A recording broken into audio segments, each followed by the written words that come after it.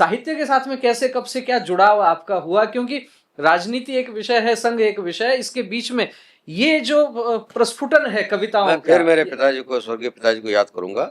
घर में साहित्य का माहौल था जी। भले वो धार्मिक साहित्य था, लेकिन था। हिंदी के, राजस्थानी के, गुजराती के, जी, तीनों भाषाओं की पुस्तकें हमारे घर में रहती थी। और से गुजराती भी मेरे को बचपन में आ गई। अच्छा। पढ़ना भी और बोलना भी। तो वो कविताओं के प्रति साहित्य में अधिकांश साधु संतों का साहित्य अधिकांश कविता में ही है। दोहे, सवैया, छप्पे, छंद, सोरठा, इन सब की समझ मुझे तब से ही थी। अच्छा। तो पढ़ता रहता था। कभी कभी छोटी मोटी तोकबंदी भी कर लेता था जी। एक आध दोहा कह दिया, एक आध सोरठा कह दिया। मतलब समझ लीजिए कि पहला दोहा शायद मैंने कहा होगा जब मैं 9वीं 10वीं में 11वीं में पढ़ रहा हूँ, तब शायद पहला दोहा निकल गया होगा। 15-16 साल की आयु रही मतलब समझ आ गई थी कविता। लेकिन इतना ज्यादा वो नहीं रहा जी। फिर बाद में धीरे धीरे जब भी मौका मिलता, कहीं कवि सम्मेलन हो रहा है या कहीं साहित्य के सम्मेलन कोई बैठक कार्यक्रम हो रहा है, तो मैं तो कवि सम्मेलनों के मंचों पर भी आपका जाना आना रहा? याद आता है पहली बार? मंचों के प्रति आकर्षण मेरा कभी नहीं रहा।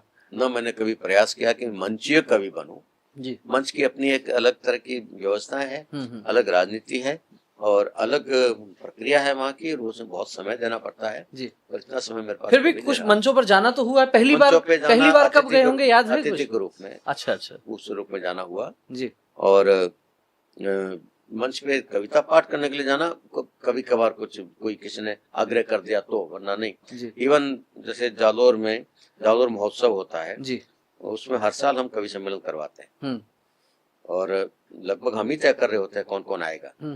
लेकिन आज तक जालोर महोत्सव के कवि सम्मेलन कार्यक्रम में मैंने कविता पाठ नहीं किया। आपने नहीं किया? मुझे कहते हैं तो ही मना कर, नहीं आप लोगों को सुनूंगा मैं, आपको सुनेंगे हम।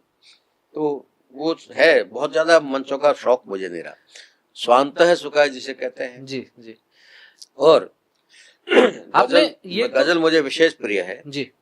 और आपको जानकर आश्चर्य होगा, गजल मतलब उर्दू। हाँ। तो 1900 कहना चाहिए कि 69 पहला मेरा परिचय गजलों से हो गया होगा।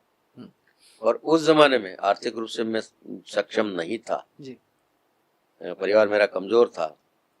उसके बाद भी उस जमाने में हिंद पॉकेट बुक्स का जो सीरियल निकला, प्रकाश पंडित ने जो उर्दू के गजलों की किताबों को हिंदी लिपि में, देवनागरी लिपि में कठिन शब्दों के अर्थ के साथ जो निकाले जी। उसमें दीवाने गालिब भी आया, उसमें बादशाह जफर के भी आया, फैज अहमद फैज भी आया।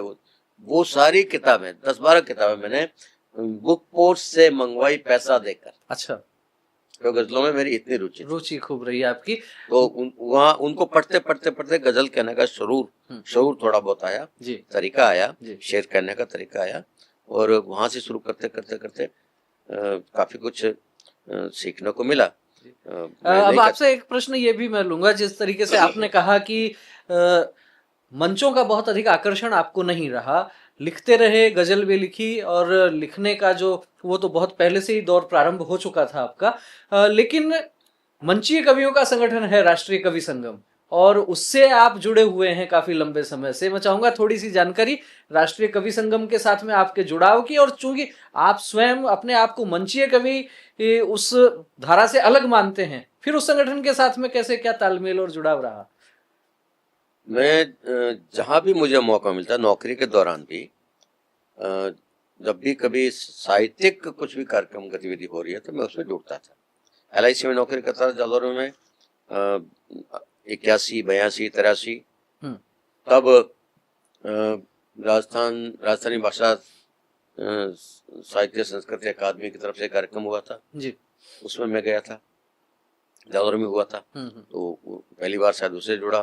फिर उनके और भी जहाँ जहाँ कार्यक्रम सुरई में हुए या पाली में हुए या जोधपुर हुए, उनमें सब में मैं जाता रहा हूँ और उनके संपर्क में रहा मैं।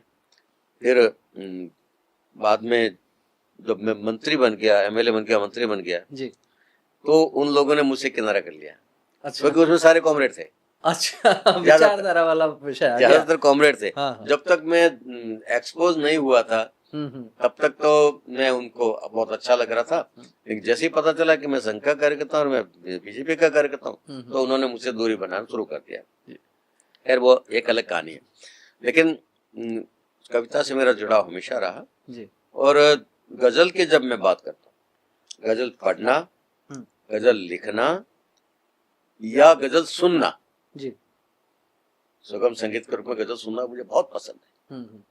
ये तीनों चीजें मेरे लिए एक तरह से सेफ्टी वॉल्व का काम करती है। फ्रस्ट्रेशन मुझ में नहीं आता, मैं बार बार कह रहा हूँ, वो नहीं आने के पीछे ये फिर भी आता है, कई बार आता है जी। कई बार परिस्थितियां कुंठित करती है, चाहे पारिवारिक कारणों से हो, सामाजिक कारणों से हो, राजनीतिक कारणों से हो, आर्थिक कारणों से हो, कई बार तनाव होता है।